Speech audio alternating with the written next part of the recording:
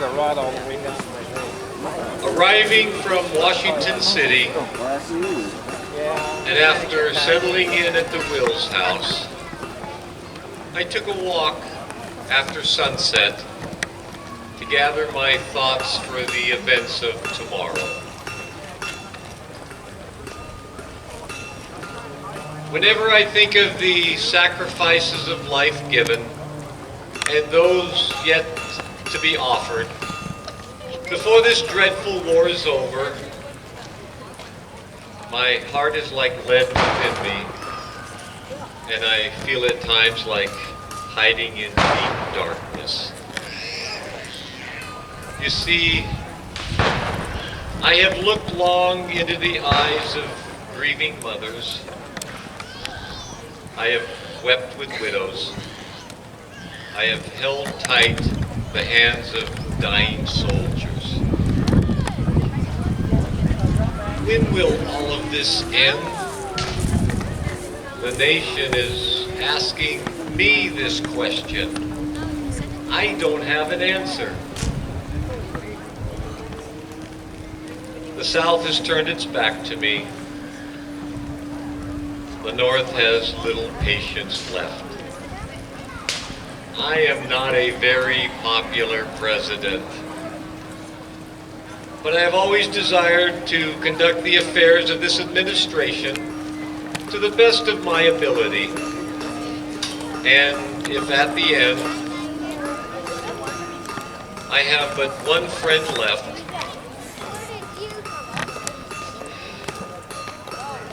I shall have at least that friend down inside me.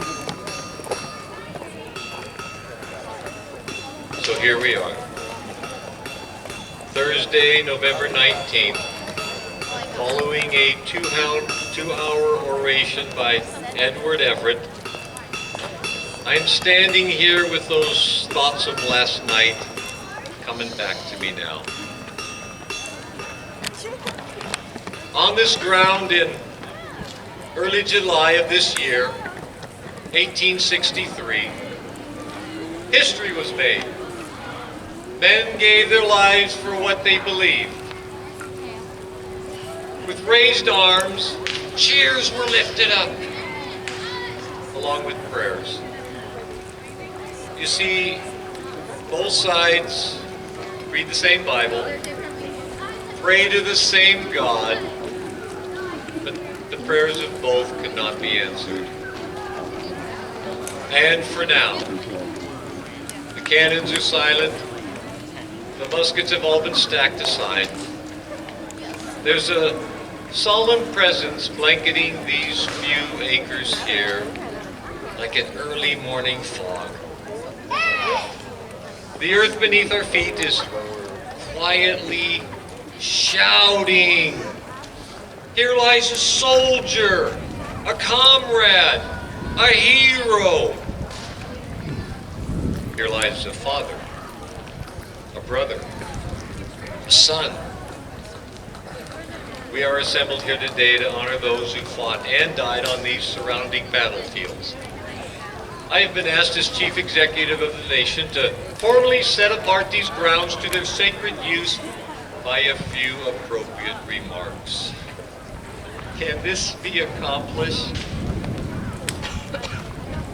Standing here before you, many thoughts travel through my mind, and gazing out over the rolling hills and gentle valleys, the grasses flowing in the breeze, I can see the markers, the mounds of earth, the wood boxes.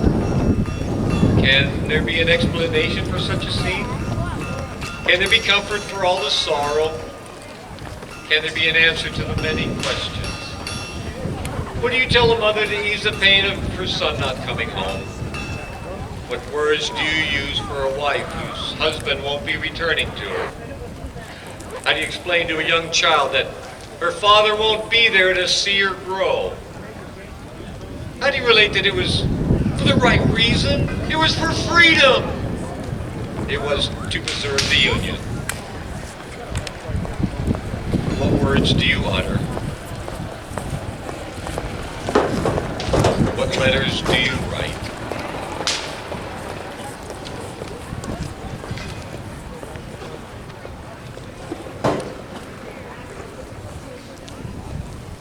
what address do you speak?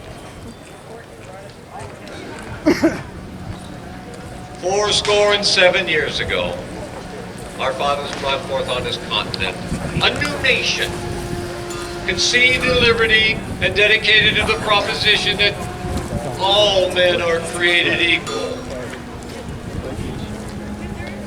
Now we are engaged in a great civil war, testing whether that nation or any nation, so conceived and so dedicated, can long endure. We're men on a great battlefield of that war. We have come to dedicate a portion of that field as a final resting place for those who here gave their lives that that nation might live. It is altogether fitting and proper that we should do this. But in a larger sense, we cannot dedicate, we cannot consecrate, we cannot hallow this ground.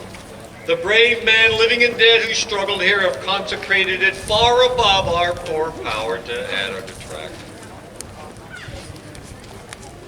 The world will little note nor long remember what we say here, but it can never forget what they did here.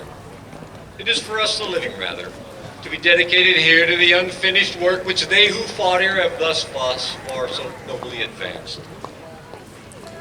It is rather for us to be here, dedicated to the great task remaining before us, that from these honored dead we take increased devotion to that cause for which they gave the last full measure of devotion.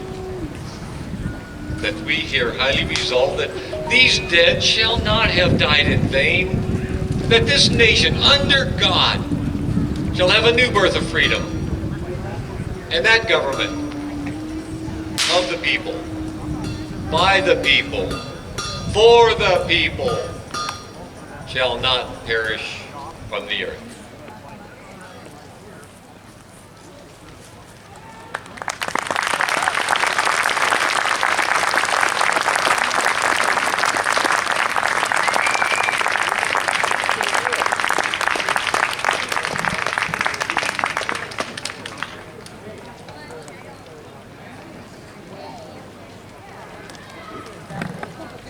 When he went to visit the hospital, he was drinking medicine and everything.